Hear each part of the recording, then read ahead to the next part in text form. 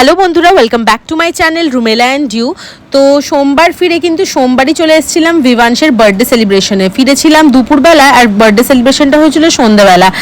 যেহেতু আমার জন্য ওরা এত কিছু করেছে, তার জন্য আমারও মনে হয়েছে আমি সব থেকে আগে পৌঁছে যাবো, তাই কিন্তু আমি সবার থেকে আগে আমি পৌঁছে গেছিলাম। এইদিকে দেখো নেহা কিন্তু হচ্ছে ভিভাংশকে রেডি করে দিচ্ছে। যে ড্রেসটা ভিভাংশ পরেছিল সেটা হচ্ছে ভিভাংশের বার্থডে ড্রেস। আমরাও কিন্তু গিফটে ভিভাংশকে বার্থডে গিফটে কিন্তু ড্রেস দিয়েছিলাম, আর তার সাথে দিয়েছিলাম অনেকগুলো টয়েস আর চকলেট। তো দেখো একের পর এক সবাই চলে এসেছে। আর কেন বললাম ওরা আমার জন্য এত কিছু করেছে, বার্থডে সেলিব্রেটটা করা হতো সানডে, কিন্তু যেহেতু আমি থাকতে পারবো না সানডে, তার জন্য নেহা আমাকে বলেছে ভিভাংশ কা বার্থডে মে তু নেই रहेगी कैसे होगा রুমেলা। তো তাই জন্য কিন্তু ডেটটা পেছানো হয়েছে, মানডে করা হয়েছে। দেখো এইটা হচ্ছে মানে ইয়ে করা হয়েছে, এইভাবে সাজানো হয়েছে যেখানটা বসে কেক কাটিং হবে। দেখো আর এখানে হচ্ছে ভিভাংশের ছোটবেলার সব মেমোরি। দাদা মানে রাহুল দা আর নেহা দুজনেই কিন্তু মানে এইসবের খুব শখ আছে। কি সুন্দর করে ডেকোরেট করে রেখেছে দেখেছো। আর এইদিকে দেখো এক বিশাল বড় চেন, দু রকমের চিপস ছিল, একটা হচ্ছে লেজ আর একটা হচ্ছে ছিল এরকম টু টামি বা এরকম টাইপের। ওইগুলো হচ্ছে কিন্তু সবাইকে হচ্ছে ডিস্ট্রিবিউট করে বাচ্চাদেরকে দিয়ে দেওয়া হচ্ছিল। নেহা কিন্তু এটা করেছিল। আর দেখো ভিভাংশের যত খেলনা আছে সবকিছু দিয়ে কিন্তু ভিভাংশের ফ্রেন্ডরা অনেক বেশি এনজয় করছিল, অনেক বেশি এনজয় করছিল। তারপরে দেখো এদিকে হচ্ছে কেকটা খোলা হচ্ছে। কেকটা এত সুন্দর, যেহেতু ভিভাংশ মানে খুবই স্পাইডারম্যান প্রেমী, তাই জন্য কিন্তু কেকটা পুরোটাই থিমড ছিল স্পাইডারম্যানের উপরে।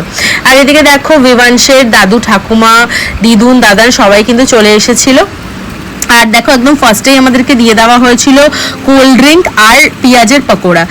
এত সুন্দর কেকটা, এত বিউটিফুল। আর কেকটা হচ্ছে কোন বেকারকে দিয়ে করেছিল সেটা আমি তোমাদেরকে কোনো না কোনো একটা ভিডিওতে অবশ্যই জানাবো। যারা খড়গপুরিয়ান তারা কিন্তু সেই বেকারের কাছ থেকে অর্ডার করতে পারো প্রাইসটা। আর এটা আমি মানে কোন বেকার থেকে করা হয়েছিল সেটা তোমাদেরকে আমি জানাবো, কারণ আমার কিন্তু কেন পার্সোনালি খেতে দারুণ লেগেছিল। খুব বেশি চকলেটই ছিল কেকটা, ক্রিমি ভাবটা কম ছিল, যেটা হচ্ছে বাচ্চাদের জন্য খুবই ভালো। বাচ্চাদের জন্য দেখতে পারো এখানে সবাই হচ্ছে কিন্তু মানে ক্যাপ ট্যাপ পরে আছে, বাচ্চাদের জন্য সবার জন্য ক্যাপ এনেছিল নেহারা। আর এইদিকে দেখো কেক কাটিং এর পরে কেক ঠিক সরিয়ে দেওয়ার পরে এখানে স্নো স্প্রে করা হচ্ছে, বাচ্চারা কিন্তু হেভি এনজয় করেছিল।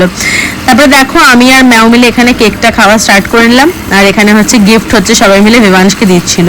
চলে আসি ডিনারে, ছিল ভাত, নর্মাল ডাল, তার সাথে পাঁপড় ভাজা ছিল, ফ্রাইড রাইস ছিল, বিরিয়ানি ছিল, বড়দের মতন চিকেন কষা, আর হচ্ছে মটর পনির ছিল, ছোটদের জন্য আলাদা করে বানানো চিকেন ছিল, পায়েস ছিল, চাটনি, আর কিন্তু ছিল পান্তুয়া। পান্তুয়াটা আবারও বলছি স্পেশালি আমার জন্য, কারণ হচ্ছে পান্তুয়াটা খোলার পরেই হচ্ছে আমাকে হচ্ছে নেহা বলছিল দেখ রুমেলা তেরে লিয়ে। আর এই চিকেনটা এত বেশি টেস্টি হয়েছিল যে কি আর বলবো। এত সমস্ত রান্না নেহা আর নেহার হচ্ছে বড় যা, ওরা দুজন মিলেই কিন্তু সমস্ত কিছুটা বাড়িতেই বানিয়েছিল।